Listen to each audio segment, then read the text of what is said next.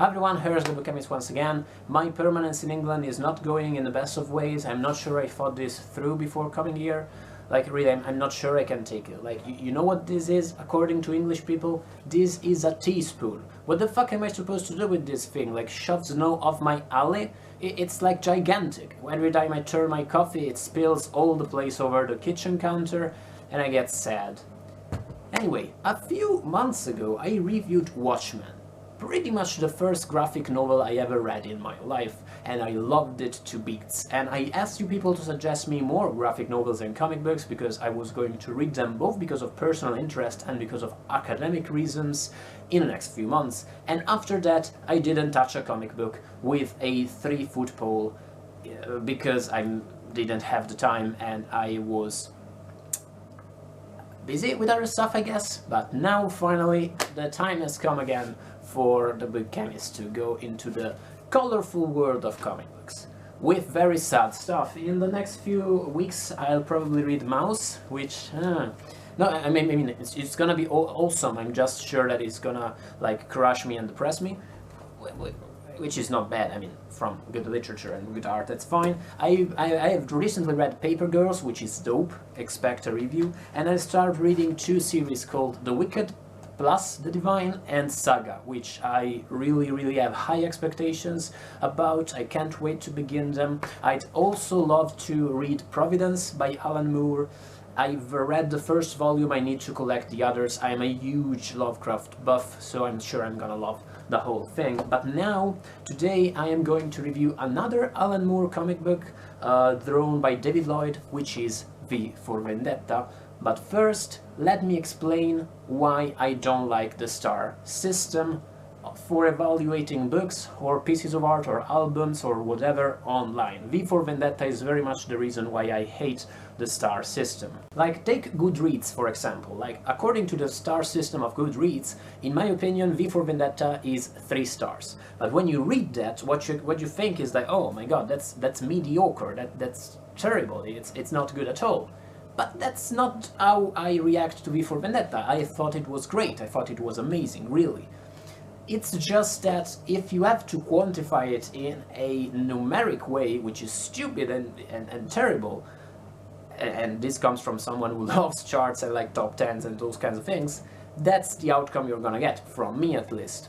The point is that V for Vendetta, to me, is the example, the perfect example of a flawed masterpiece, or at least of a flawed piece of great narrative. Now, thanks to a shitload of reasons, V for Vendetta is very much seeped into the common unconscious, and even if you've never read the comic book or never watched the movie, I've never watched the movie, you probably know a bit what it is about. You probably know stuff explodes in here, you probably know there's a rebellion of some kind going on in here. Anyway, even if you've never read any of this stuff, you're kind of curious about it, do read it, it's worth your time. What you're gonna find is, if you started from my same point, is a much bleaker comic book than I expected. Very bleak, very depressing, a very bleak take on England and on the violent side of England and of English culture that is always sleeping but always there, and that reminded me of the take of people like Jonathan Coe in some of his works like The Rotters Club, awesome novel about being English and Englishness, and that emerges in the shape of a totalitarian future in V for Vendetta, which is kinda creepy to read in the post-Brexit world if you come from like Europe, the actual place. V for Vendetta draws this Orwellian future with a few strokes, very simple words, very simple images, and it portraits it perfectly in a way that's both very simple and very complex. You get an idea of this Nazi-like totalitarian system without the writer having to go to great lengths to expose you how the whole thing works. And besides that, besides its setting, it is very much a novel or a graphic novel of ideas. V for Vendetta is a reflection about rebellion, about the nature of power and oppression, about whether the oppressed are guilty because they are oppressed in a way, about the value of anarchy, what anarchy actually is, whether anarchy and the violence that it causes are good and should happen and should come, whether in case they bring forth a change that is positive. It is really heavy stuff for a comic book, is something who doesn't believe in the power of comic books would say, not the book chemist who does believe in that. The point I'm trying to get across is that if all of that sounds heavy, it's because the book is. It's as heavy as I make it sound and much more. But not in a negative way. The book doesn't really answer all of the questions it raises. It's probably gonna make you ask yourself more questions, even more difficult than those. It's really, as I said, a bleak view on the nature of power and on history. Remember that this was written, like this is set, I think in 1990, no, it's set in 1998, but that was the future when the comic was written, and really the drawings portray that vibe of narrative perfectly. They're not always aesthetically pleasing, they're not colorful at all, they're really shades of, like really mostly shades of grays and dark yellows and other sick colors. And if they're not always aesthetically pleasing, they always get the message across perfectly.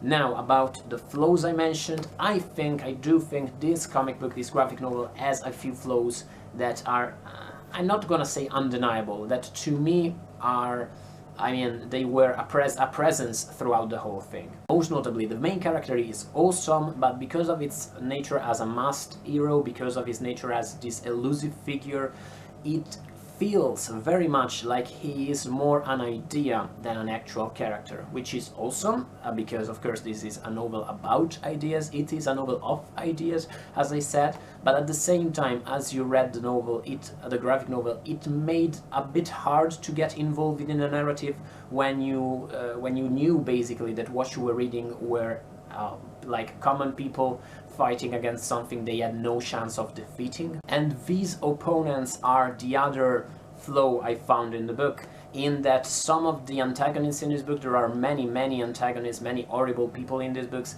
but some of them I found interchangeable, some of them I couldn't really distinguish, neither because of the way they were drawn nor because of the way they acted. Like they all kind of looked the same to me, and I didn't really care much for any of them.